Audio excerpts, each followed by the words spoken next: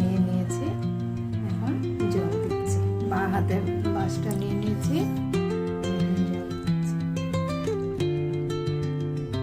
একবারে দেবে না, অল্প অল্প করে দেবে। এভাবে শব্দ করে করে জলটা নিচে যাবে। জলটা যখন পুরো নিচে উপরে আসবে তার মানে জল ভরে গেছে, আর জল দিতে হবে।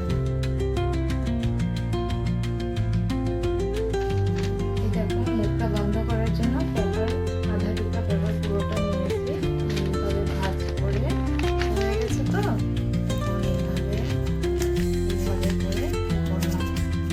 এখন বাঁশের মুখটা লো করে বন্ধ করতে হবে, নাহলে আবার ছেড়ে চলে আসবে।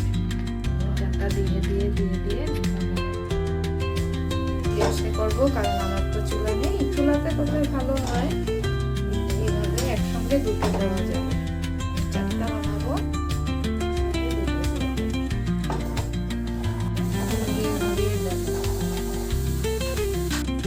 এই দেখো পুরো পুরো চলে চলে যাচ্ছে।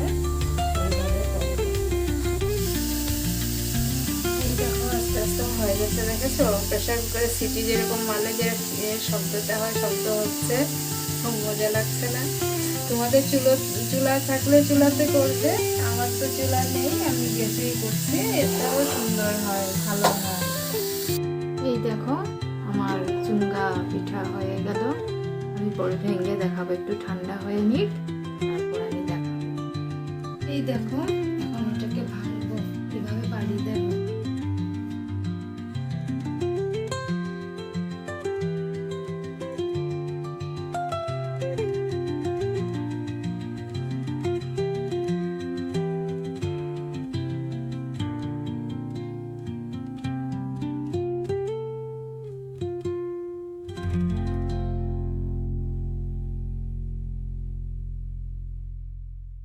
খুলে নিলাম, এখন এটারও দরকার নেই। এখন এইভাবে বাড়ি দেবো, বাড়ি দিলে থাকবে জুড়ে জুড়ে।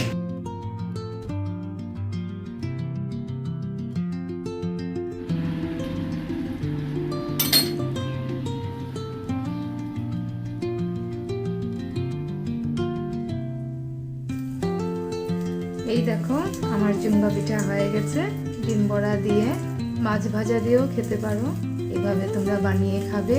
কেমন লাগলো তোমাদেরকে এই রেসিপিটা আমাকে জানাবে। আর আমার চ্যানেলটা Banani home kitchen like, share and subscribe করে দেবে।